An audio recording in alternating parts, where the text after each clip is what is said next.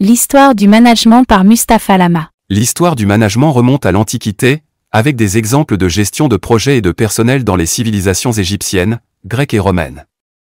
Cependant, le management moderne a pris forme au XIXe siècle avec l'essor de la révolution industrielle, qui a conduit à la croissance des entreprises et à la nécessité de gérer efficacement les employés et les ressources. Au début du XXe siècle, les pionniers du management, comme Henry Fayol et Frédéric Taylor, ont développé des théories sur la planification, l'organisation, la direction et le contrôle des activités d'entreprise. Les théories de Taylor sur la scientification de la gestion ont conduit à l'émergence de la gestion scientifique, tandis que les idées de Fayol sur les 5 fonctions fondamentales du management, planification, organisation, commandement, coordination et contrôle, ont été largement adoptées dans les entreprises.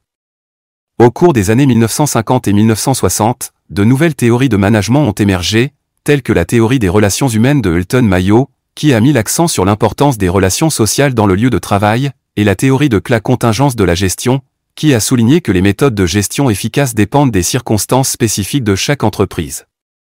Ces dernières années, de nouvelles tendances en matière de management ont émergé, telles que la gestion par objectif, la gestion par processus et la gestion axée sur la performance, qui mettent l'accent sur les résultats et la responsabilisation des employés. En somme, l'histoire du management est riche et complexe, et a évolué au fil des ans pour s'adapter aux besoins changeants des entreprises et aux développements sociaux et économiques. Soyons plus techniques. Bien sûr, voici un aperçu des principaux courants et théories en matière de management technique.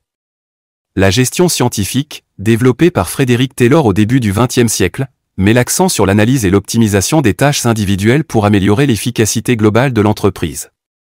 Il a introduit des méthodes telles que la décomposition du travail pour décomposer les tâches en étapes simples et mesurer précisément le temps et les mouvements nécessaires pour les exécuter.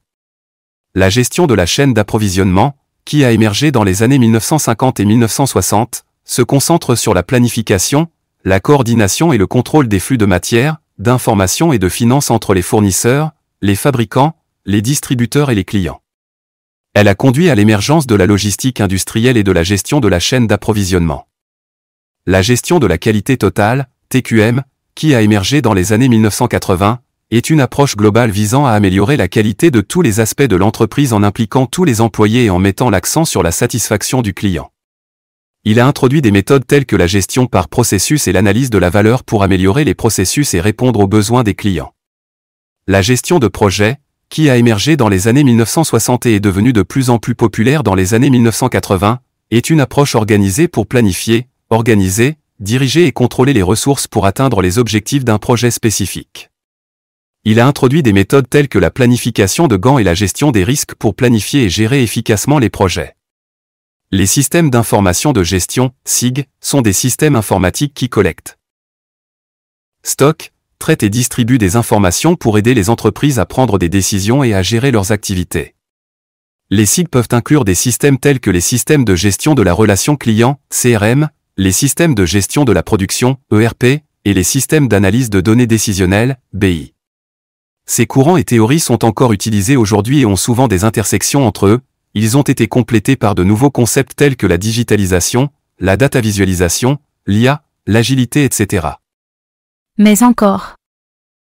Il existe également d'autres théories et courants importants en matière de management technique, tels que la gestion de la performance, qui se concentre sur la mesure et l'amélioration de la performance de l'entreprise, en utilisant des indicateurs tels que les indicateurs de performance clés, KPIs, pour suivre les progrès et prendre des décisions informées.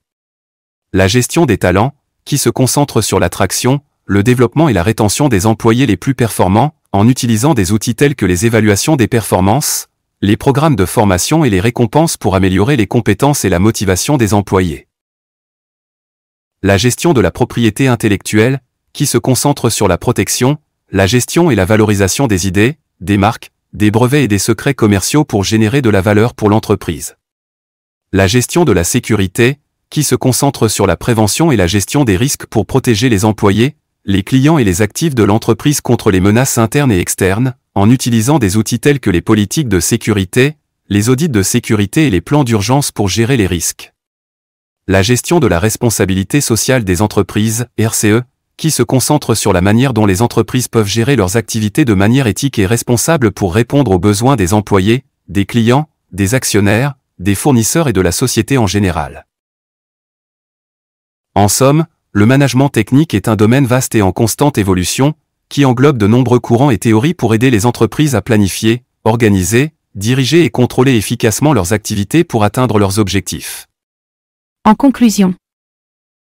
En définitive, l'histoire du management est riche et complexe, et a évolué au fil des ans pour s'adapter aux besoins changeants des entreprises et aux développements sociaux et économiques.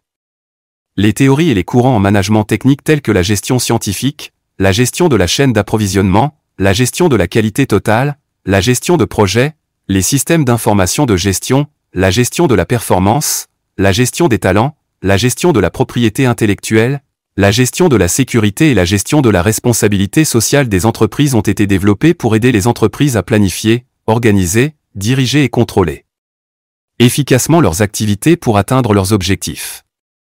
Il est important de noter que ces courants et théories sont souvent interconnectés et continuent d'évoluer pour s'adapter à un environnement commercial en constante évolution et aux nouveaux défis. Mustapha Lama, le management Amsterdam 2 au 22.